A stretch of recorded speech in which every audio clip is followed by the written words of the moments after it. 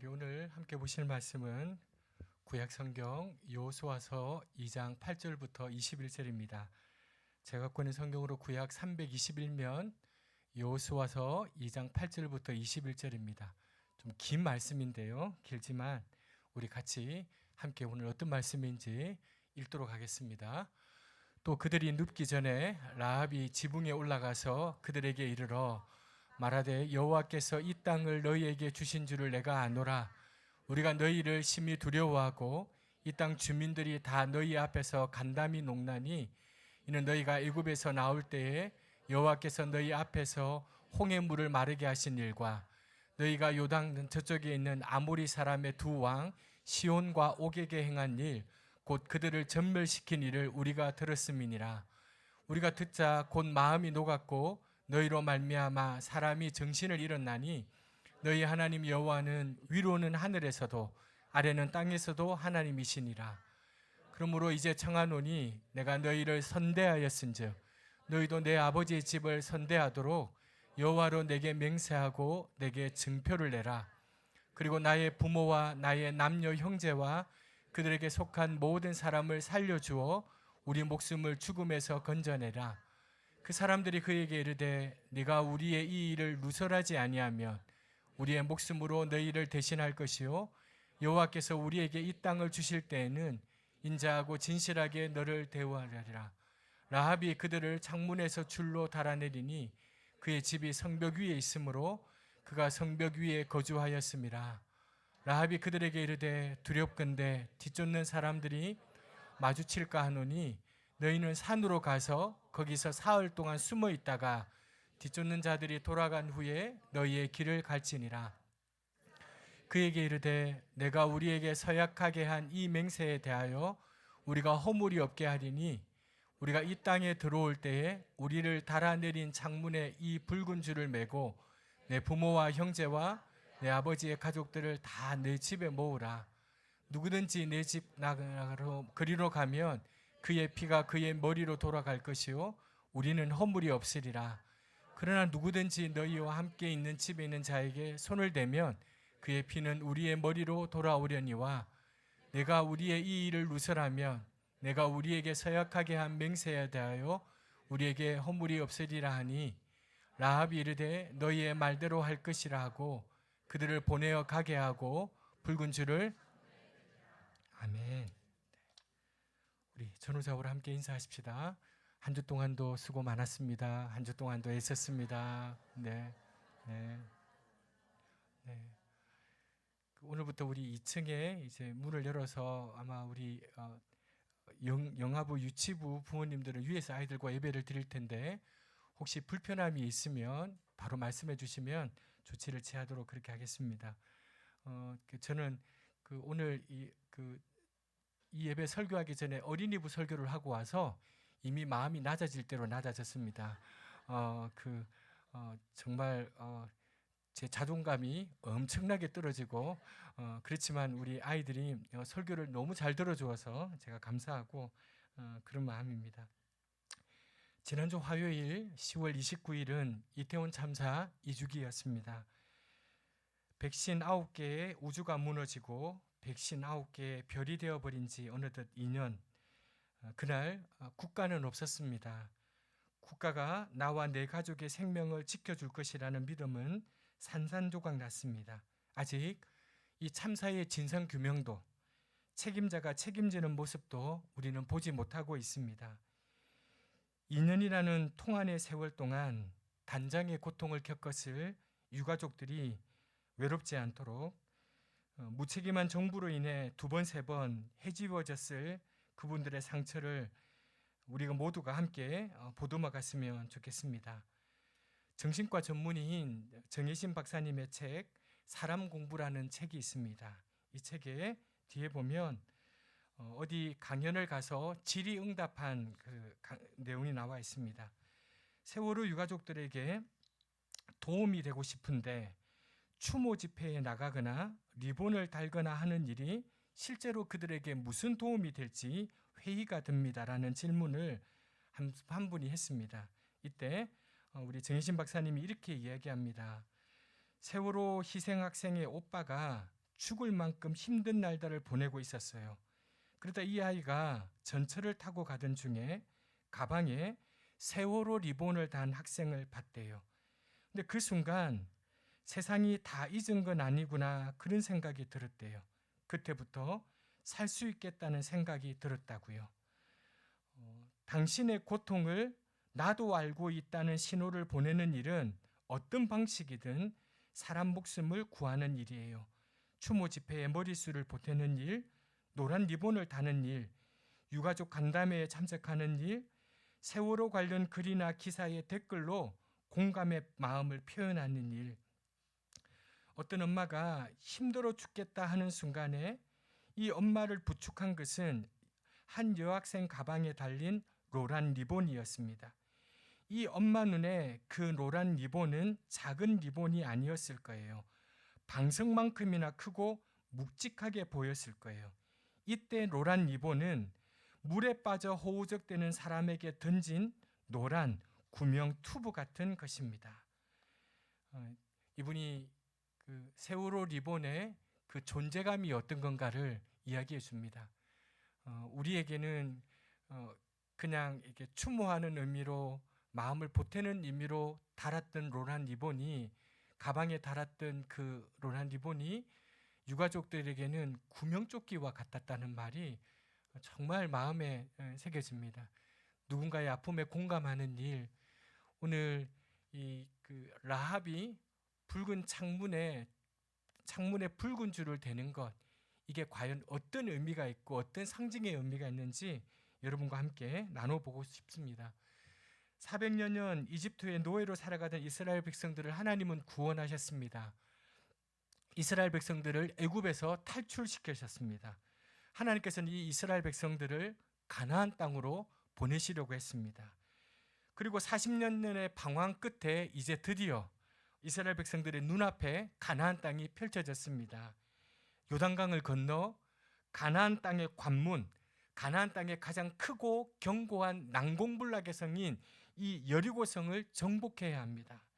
여러분, 이스라엘 백성들의 기대가 얼마나 컸겠습니까?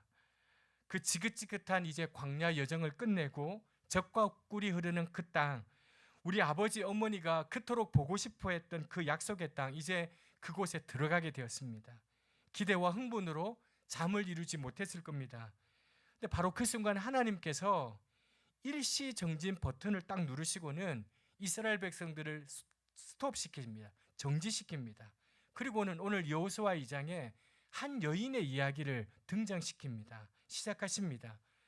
적군인 여리고 성에도 아군인 이스라엘 백성들에게도 전혀 알려지지 않은, 전혀 유명하지 않는 한 여인의 이야기를 여호수아 2장에 기록하고 있습니다.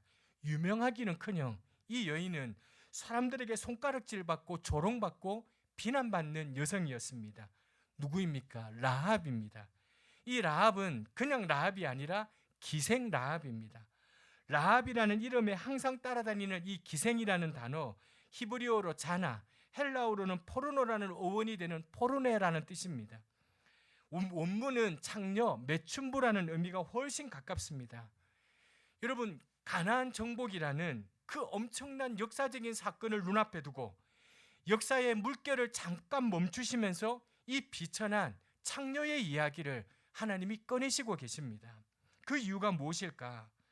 하나님께서 여호수아를 이제 요단강 앞에서 별다른 이유 없이 멈춰서게 합니다. 가면 됩니다. 근데 멈춰서게 합니다.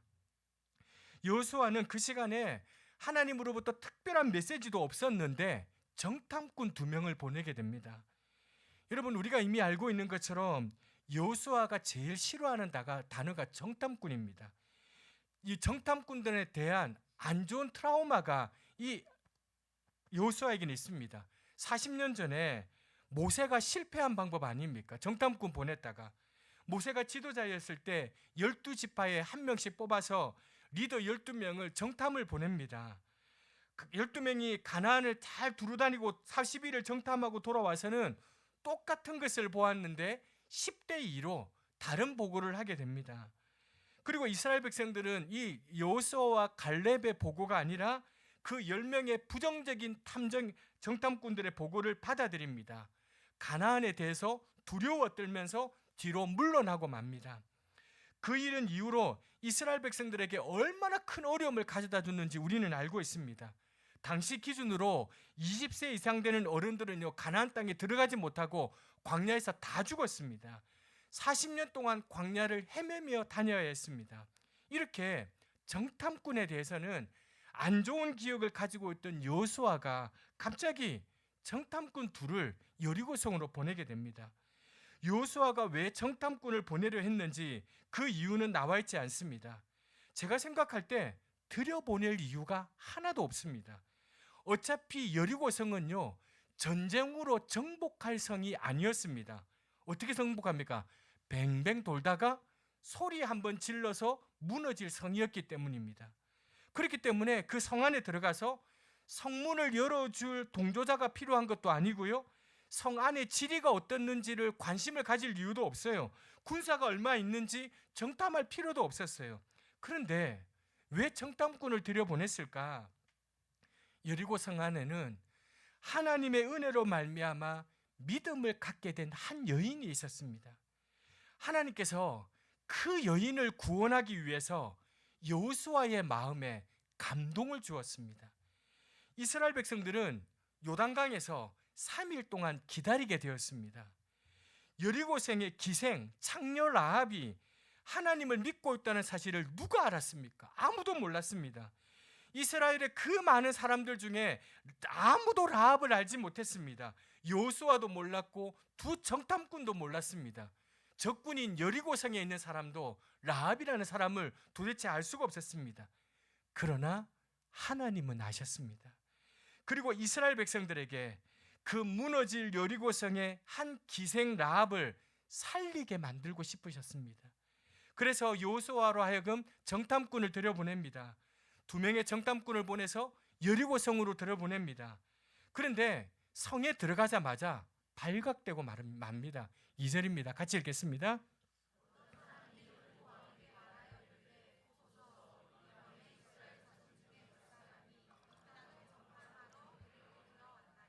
하루를 못 넘기고 발각됩니다. 얼마나 어리숙합니까? 보낼 때 똑똑한 사람들 보내야 되는데 어리숙한 사람들을 정탐꾼을 뽑아서 보냈는지 가자마자 발각이 됩니다. 여리고 역시 가나안의 맹주답게 뛰어난 첩보력을 가지고 있었던 것 같아요. 방첩태세를 갖추고 있었던 것 같아요. 그러니까 전쟁 준비가 철저했던 나라인 것 같아요. 여리고 왕은요, 라합의 집에 사람을 보내가지고 정탐꾼 내놓으라고 이렇게 얘기합니다. 두 정탐꾼은요, 라합의 도움을 받아서 잠시 피했다가 라합의 진 창문을 통해서 탈출하게 됩니다. 살아남은 두 정탐꾼이요, 나중에 우리 여리고를 함락시키러 올 때 라합의 가족들을 구원해 주겠다고 약속합니다. 그리고 정탐꾼들은 잠시 피했다가 이스라엘 진영으로 돌아옵니다. 여러분, 2명의 정탐꾼이 갔는데 한 일이 뭐가 있습니까? 여리고성에 들어가서 라합을 만나고 라합의 집이 어디 있는지 확인하고 돌아온 것밖에는 아무것도 없습니다. 이 정탐꾼들이 여호수아에게 보고한 내용이 무엇입니까? 라합이 했던 신앙 고백을 그대로 보고합니다. 여리고성이 어떻다 보고하지 않습니다. 이 정도면 이 정탐 작전은 실패한 겁니다. 무슨 이런 방법을 사용합니까? 그런데 하나님께서 여리고에 사는 이 창녀 라합을 살리기 위해서 창녀를 기억하고 계셨습니다. 라합은 자이든 타이든 많은 죄를 지으며 살아왔는데, 그렇지만 이 여인의 마음속에는요, 하나님의 백성이 되고 싶은 그 소망이 있었던 것 같아요. 비록 이스라엘 사람은 아니지만 하나님을 알았고 하나님을 믿었던 이방 여인이에요. 온갖 우상과 음란에 빠진 이 여리고 도성에서 나는 비록 천한 창녀로 살아가고 있지만 하나님을 간절히 사모하고, 비록 멸망당할 곳에 살고 있지만 영원한 것을 소망했던 이 라합을 하나님이 알고 하나님이 기억하고 계셨어요. 여러분, 이스라엘 백성 전체를 두고 봐도 라합과 같은 믿음을 가진 사람을 찾아보기 힘들었어요. 여러분, 라합이 있는데 하나님이 여리고 성이 무너지도록 내버려 둘 수가 없었던 거예요. 그래서 여호수아의 마음을 움직였어요. 두 정탐꾼을 여리고성 안으로 들어가게 합니다. 어설프게 보일 정도로 쉽게 발각됩니다. 라합의 집에 들어가 도움을 받습니다. 여호수아의 정탐 작전은 실패한 것 같아요. 두 사람의 정탐은 실패한 것처럼 보입니다. 그러나 하나님은 성공하셨어요. 라합은 여리고성이 무너질 때 구원받았어요. 한 사람이 있었습니다. 이 사람은 태어날 때 가축들 사이에서 태어났습니다. 미혼모의 아들이었습니다. 아기 때부터 쫓겨다니는 삶을 살았습니다. 소외된 변두리에서 가난하게 성장했습니다. 성인이 되어서도 방 한 칸 자신의 것으로 갖지 못했습니다. 가장 믿었던 사람들에게 배신을 당해서 감옥에 끌려갔습니다. 최악의 고문을 당했습니다. 가장 치욕적인 죽음을 당했습니다. 이 사람이 실패한 인생입니까? 그런데 세상 사람들이 실패했다고 하는 그 방법을 통해서 하나님께서는 우리를 구원하셨습니다. 그 실패한 사람의 흘린 그 피가 우리로 생명을 얻게 만들었습니다.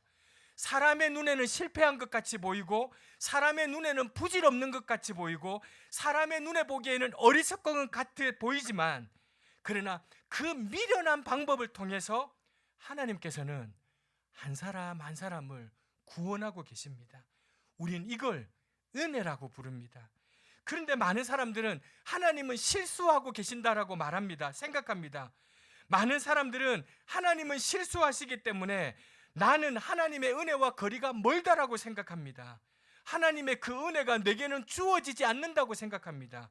그래서 내 삶은 계속 힘들고, 내 삶은 이렇게 고통스럽고, 내 삶은 절망뿐이고, 그런데도 하나님께서는 나를 돌아보지 않으시고 나를 외면하시고 내게 은혜를 주시지 않는다고 생각합니다.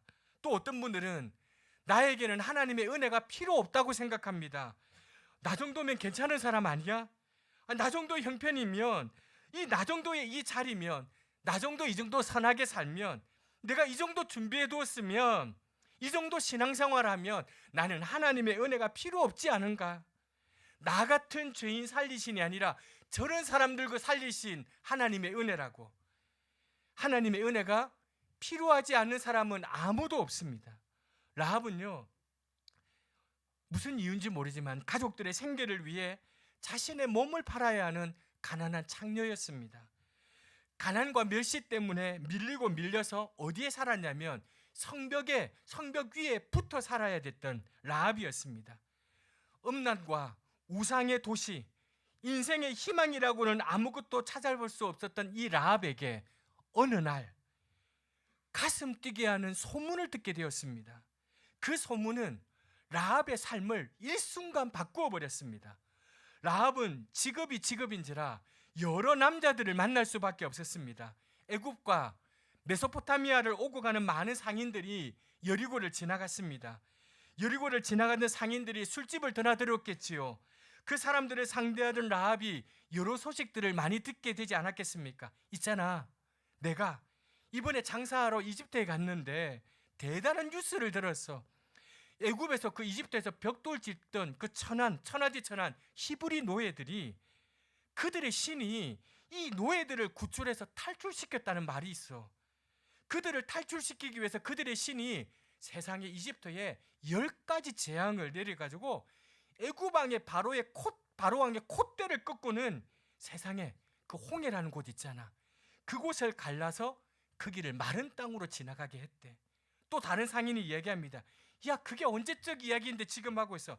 내가 들은 얘기는 그 히브리 노예들이 할 줄 아는 거라고는 벽돌 만드는 것밖에 못했는데 그 오합지졸들이 세상에 광야의 그 강한 나라 있잖아, 아모리의 두 왕인 시온과 옥을 물리쳤대. 야, 그들이 섬기던 신인 하나님이 그렇게 만들어 주셨대. 이런 소문을 들으면서 라합은 그 천하디 천한 노예를 강한 민족으로 만들어 주시는 그 하나님이 어떤 분인가 관심이 생길 수밖에 없었습니다. 라합의 귀에 들립니다. 또 들립니다. 자꾸 들립니다. 하나님께서는 라합이 믿을 때까지 이 복된 소식이 라합의 귀에 들리게 만듭니다. 9절에 여호와께서 이 땅을 너희에게 주신 줄을 내가 아노라. 라합의 고백이에요. 어떻게 알게 되었는지 10절 같이 읽겠습니다.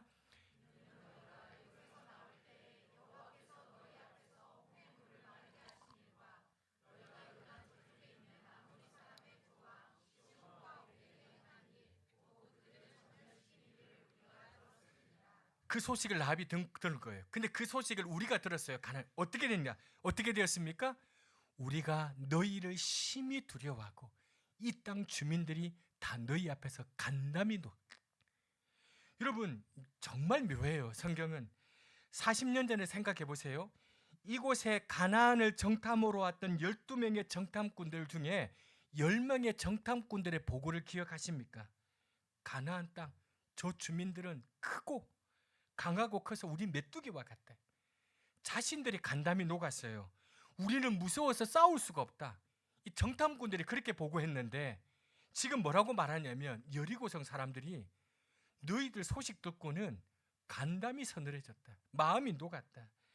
그 가나안 사람들이 무서워서 들어가지 못해가지고 40년 동안 광야에서 방황한 민족 아닙니까? 근데 알고 봤더니 더 두려워했던 사람들이 누구냐면 이스라엘 백성들이 아니라 가나안 민족이었다는 거예요.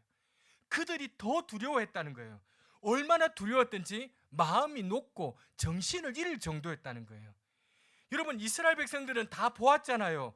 홍해가 갈라지고 반석에서 물이 솟아나는 것, 시내산에서 천둥이 치면서 하나님이 임재하는 것. 그런데도 이스라엘 백성들은 하나님을 믿지 않았어요.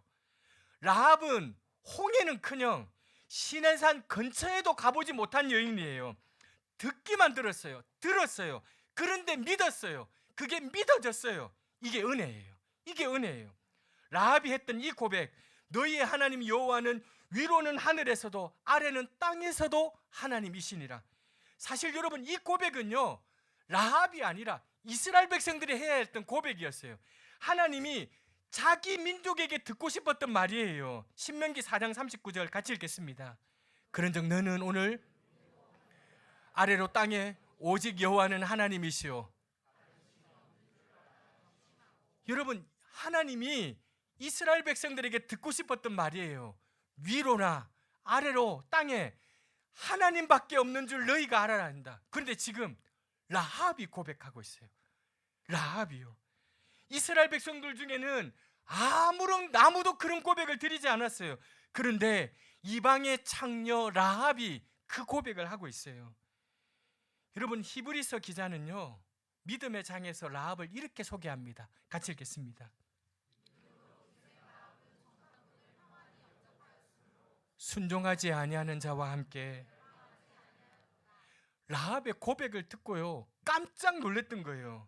그래서 이 라합을요 믿음의 조상 아브라함과 같은 이 믿음의 장에, 그 믿음의 반열에 하나님이 올려놓으셨어요. 하나님께서는요 이 라합에게 이스라엘 백성들에게 행하신 하나님의 놀라운 역사를 듣게 하시고는요 그래서 믿음이 생기게 하셨어요. 그리고 라합은요 자신에게 생긴 이 그 믿음을 기초로 잠시 없어질 세상의 것이 아니라 영원한 것을 소망하는 믿음을 가지게 된 거예요. 이제는 그 믿음으로 진리를 선택할 수 있게 된 거예요. 이렇게 여러분 은혜를 경험한 사람에게 나타나는 모습이 무엇입니까? 믿음의 결단입니다. 은혜를 경험한 사람들은요 믿음의 결단이 있어야 돼요.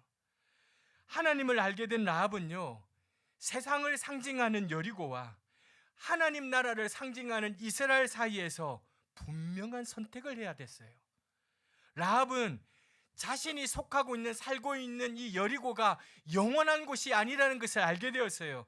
자신에게 주어진 것이 자신의 손을 붙들고 있는 이것들이 영원하지 않다는 사실을 깨닫게 된 거예요. 소망이 없다는 것을 알았어요.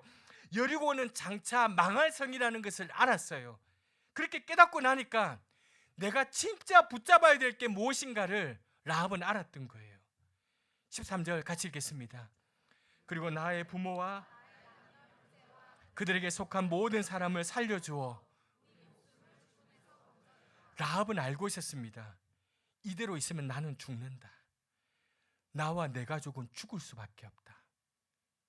여러분 이대로 있으면, 이대로 가면 나는 죽는다.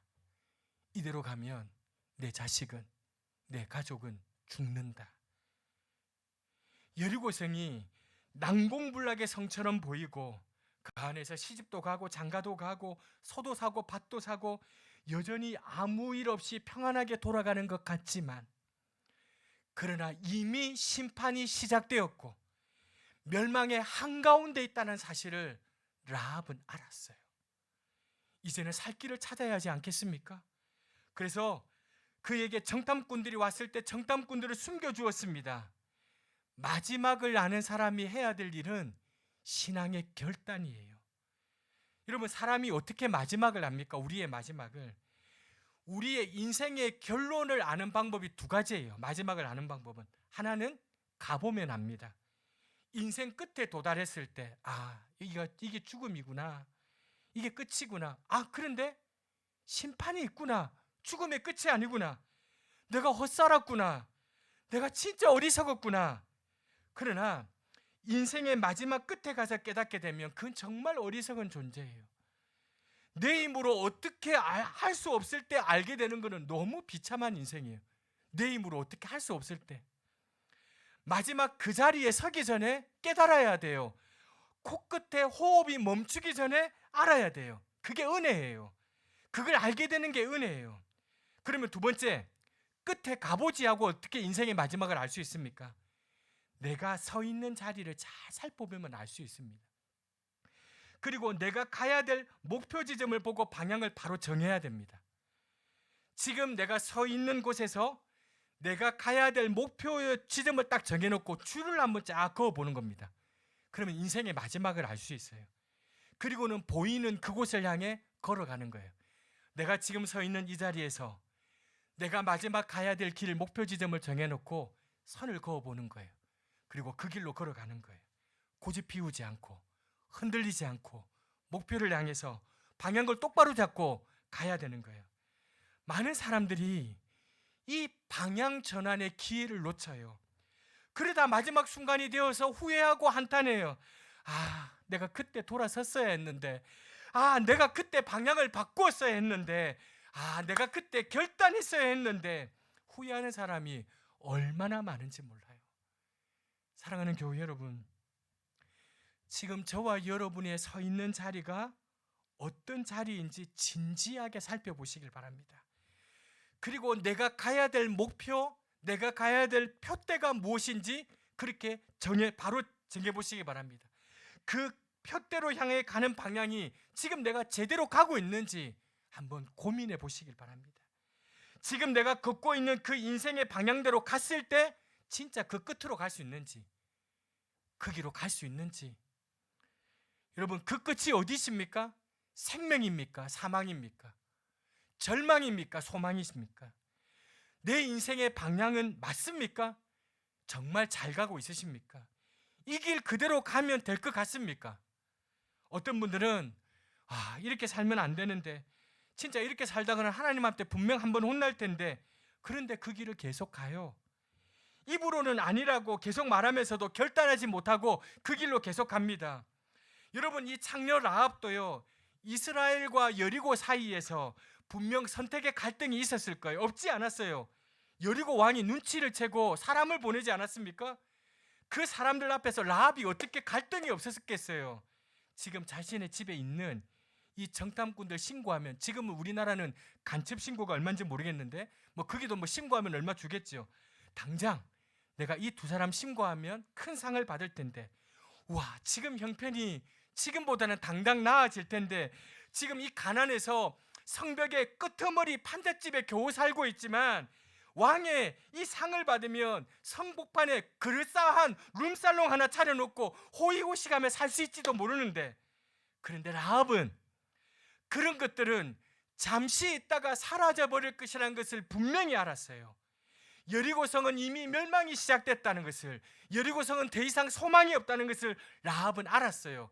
이제 방향을 바꾸어야 될 때가 된다는 것을 라합은 알았어요. 그래서 라합은 한편으로는 그 전능하신 하늘의 하나님, 땅의 하나님에 대한 두려움을 가지고, 다른 한편으로는 그 하나님이 주실 은혜와 소망을 기대하면서 믿음을 가지고 하나님께 굴복했어요. 그 믿음이 있었기 때문에 절대 권력을 가진 여리고 왕이 보낸 사람들 앞에서도 굴하지 않고 여리고성에서 누릴 쾌락과 부유에 넘어가지 않을 수 있었던 거예요. 순종하지 아니하는 자와 함께 멸망하지 않았으니, 죽지 않았으니 살았으니 구원받았으니 이 믿음의 결단은 라합으로 하여금 자기 삶에 붉은 줄을 매게 만들었어요. 같이 읽겠습니다. 너희의 말대로 할 것이라. 붉은 줄을 창문에 매요. 왜 맵니까? 나는 믿는 자라고, 나는 결단했다고. 이 붉은 줄의 의미는 나는 영혼을 선택했다고, 잠시 없어질 이 여리고성이 아니라 나는 영원한 것을 선택했다라는 표시예요. 하나님을 믿으니 더 이상 이 여리고에 미련을 두지 않겠다는 마음이에요. 붉은 줄을 창문에 동여맵니다. 나는 이제 믿음으로 세상과 구별된 삶을 살겠다. 여러분, 우리 믿음의 삶은요, 날마다 붉은 줄을 매는 삶이에요. 하나님의 은혜를 경험한 우리에게, 그래서 믿음으로 살려고 발부둥치는 우리에게, 여러분, 이 세상 나가면요, 믿음으로 선택하는 어떤 기로에 날마다 서게 만들어요. 맨날 그 선택과 갈등 앞에 날마다 서게 만들어요.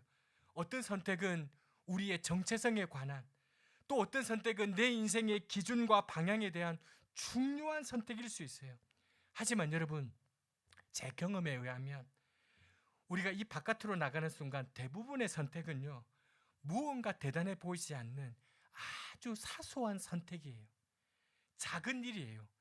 이 선택이 표시도 나지 않는 일 같아요. 해도 그만이고 안 해도 그만일 같은 선택이에요.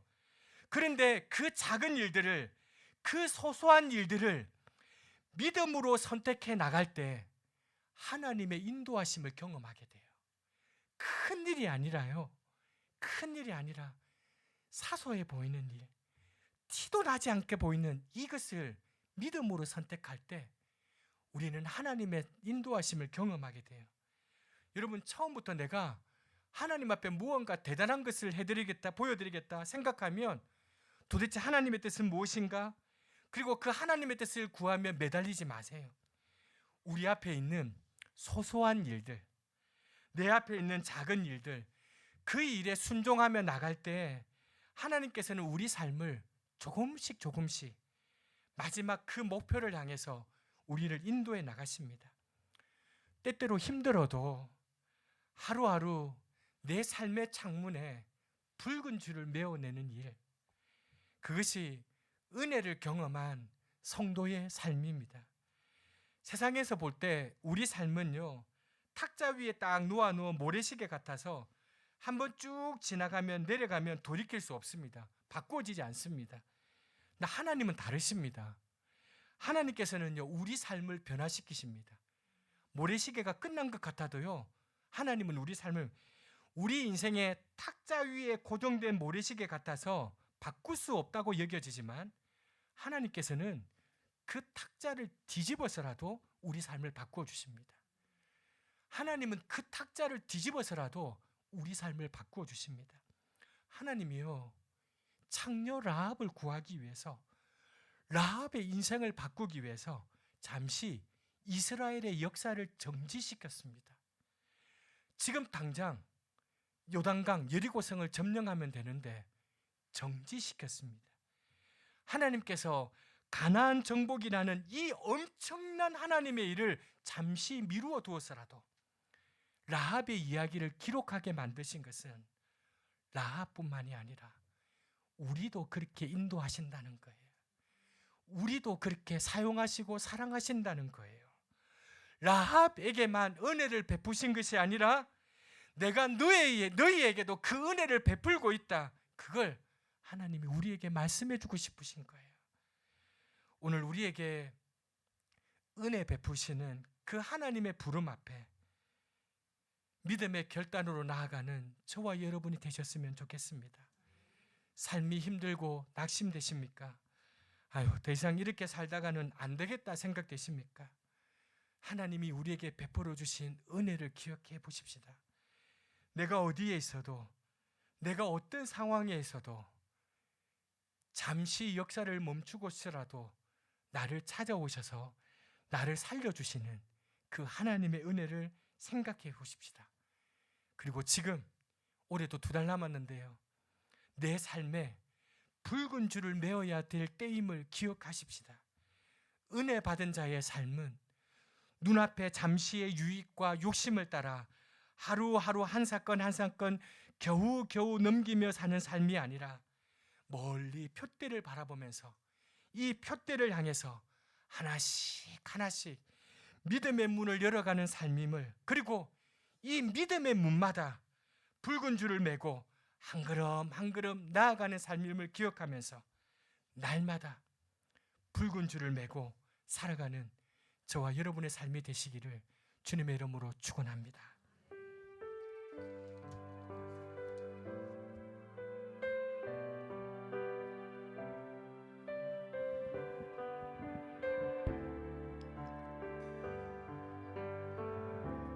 여기에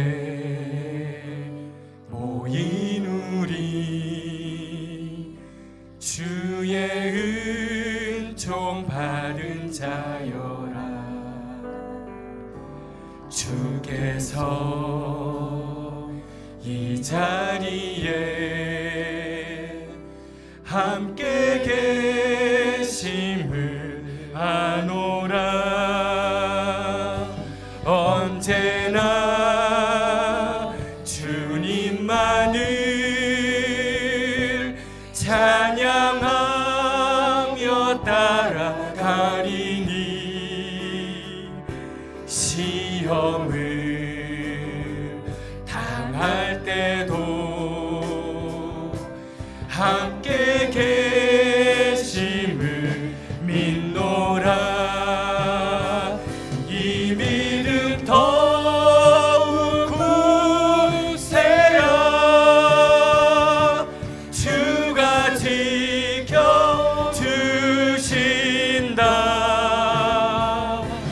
어두운 밤에도 주의 밝은 빛 인도하여 주신다. 주님이 뜻하시니 헤아리기 어렵더라도 언제나 주 뜻 안에 내가 있음을 아노라. 사랑의 말씀들이, 사랑의 말씀들이 나를 더욱 새롭게 하니 때로는 넘어져도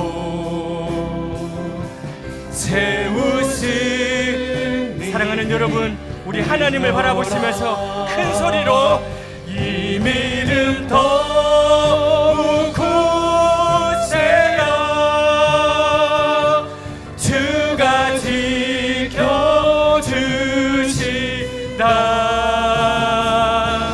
어두운 밤에도 주의 밝은 빛 인도하여 주. 이 믿음 더욱 굳세라. 이 믿음 더욱 굳세라. 주가 지켜주신다.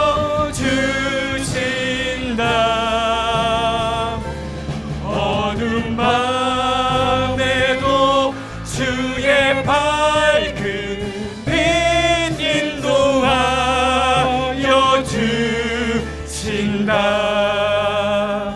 사랑하는 교회 여러분, 하나님의 이름을 부르는 한 여인을 외면하지 않으셨어요. 그 여리고성, 아무도 기억하지 않는, 어느 누구도 기억하지 않는 창녀라. 사람들이 그들도 보지도 않는, 주목하지 않는, 모든 사람들이 다 배제하고 차별하고 있는 이 여인. 그러나 하나님의 이름을 불렀던, 하나님의 이름만 부를 수밖에 없었던 이 한 여인을 하나님이 외면하지 않으시고요, 역사의 물줄기를 잠시 멈추면서까지 이스라엘의 역사를 잠시 멈추면서까지 구원을 베풀어 주셨어요. 가만 보니까요, 하나님이 우리도 그렇게 구원해 주셨어요. 하나님이 우리를 그렇게 구원해 주셨어요. 사랑하는 여러분, 이 은혜 베푸신 하나님의 부름 앞에 우리도 오늘 믿음의 결단을 하십시다. 여러분, 창문에 붉은 줄을 굳게 매고, 이 세상은 내가 영원히 거할 세상이 아니야. 이것은 내가 세상에 영원히 붙들 것 아니야. 내가 영원히 붙들 것은, 영원히 소망할 것은 하나님 한 분밖에 없어. 여러분, 그것이 비록 이 땅에서 힘들고 고단하고 어려운 삶이 된다 할지라도 용기 있게, 라합이 그렇게 살았던 것처럼 용기 있게 하나님, 우리 인생을 지낼 때마다 붉은 줄을 굳게 매게 해주시옵소서.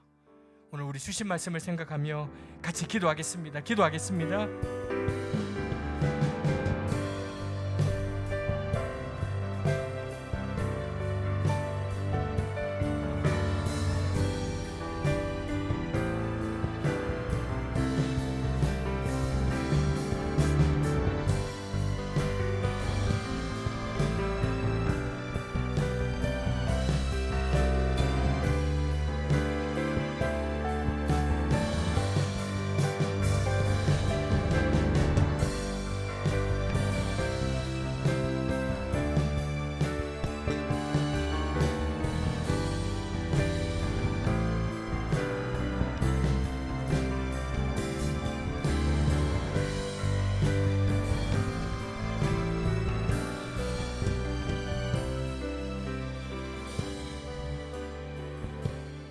사랑의 하나님, 하나님의 이름을 부르는 연약한 한 여인을 외면하지 않으시고 역사의 물줄기를 잠시 멈추면서까지 구원을 베풀어 주신 것처럼 우리에게도 그 은혜를 베풀어 주셔서, 그래서 구원해 주셔서 참 감사합니다.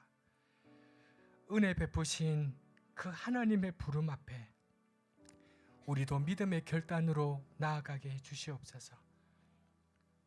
라합이 은혜에 의하여 믿음으로 구원받은 자로서 창문에 붉은 줄을 굳게 매고 성도의 기준을 가지고 성도의 삶을 용기 있게 살았던 것처럼 마지막 우리 인생의 결론을 바라보며 우리도 인생을 지날 때마다 붉은 줄을 굳게 매며 사는 삶이 될 수 있도록 인도하여 주옵소서. 하나님, 주신 은혜에 감사하여 귀한 헌금을 드립니다. 사랑하는 우리 교우들이 드린 이 헌금을 하나님께서 기뻐 받으시고 축복하여 주옵소서. 예수님의 이름으로 기도합니다. 아멘.